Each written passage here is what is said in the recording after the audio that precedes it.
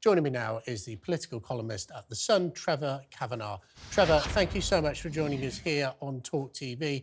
Obviously, this is the issue that is dominating the news and all current affairs programmes today.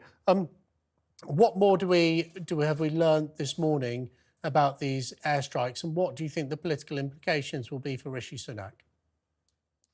Well, in normal times, Jake, I think that a serving prime minister could count on the support of the British public when British armed forces go into action. Things are a bit different on this particular front because there is a very large section of the younger population of voters, first-time voters indeed, who are very divided on the issue of Israel and Gaza. And of course, this is all about Israel. It's all about the attempt by Iran and its cat's paw troops in Yemen to try and destroy Israel. And on Saturday, tomorrow, we have an enormous demonstration, a march, another one of the Saturday marches by the pro-Palestinian and effectively the pro-Hamas marchers. So I think that benefit that might normally accrue to a prime minister that puts troops into action, even though not on the ground, I think that may be questionable this time.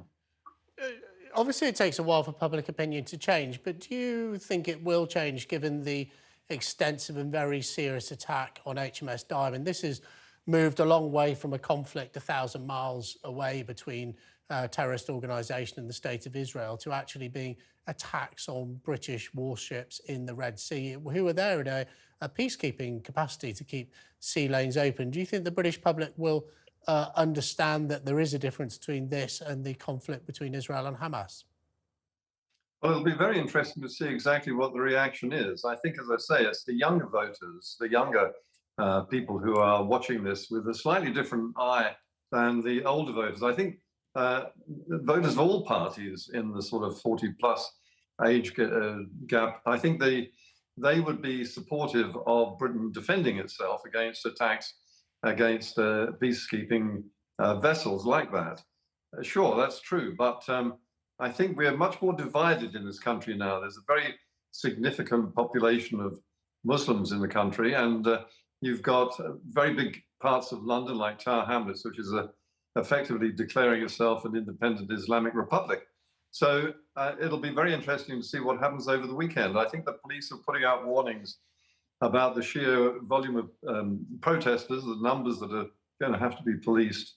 And they're rather worried that this might turn into a more violent demonstration than previous ones. And have you been surprised that the Prime Minister has continued with his trip to the Ukraine rather than doing what we saw Keir Starmer do this morning, which is go around British television studios and radio studios talking to the people? No, I think it's very important that Britain maintains its support for Ukraine. This is a critical juncture in the attempt by Ukraine literally to survive. And if we don't give that sort of support and make it very highly visible, I think that the Russians will be winning not just the war, but the propaganda war, and that would be lethal to the future of the Ukrainian people. So yeah, no, I think that's a thing we should not lose sight of. Sorry to cut across you there, but that is a non-time critical trip.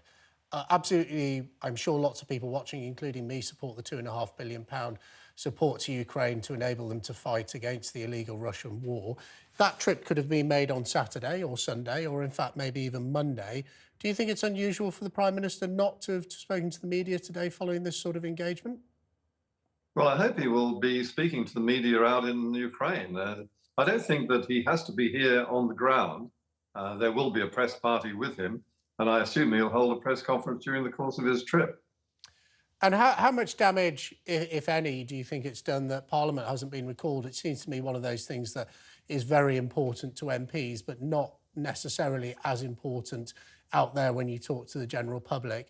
Do you think it's reasonable for Parliament not to be recalled today or tomorrow and to wait till Monday? Well, I think you will know better than anybody, Jake, that there is always a knee-jerk call for the recall of Parliament on any emergency basis whatsoever, particularly, of course, from the opposition.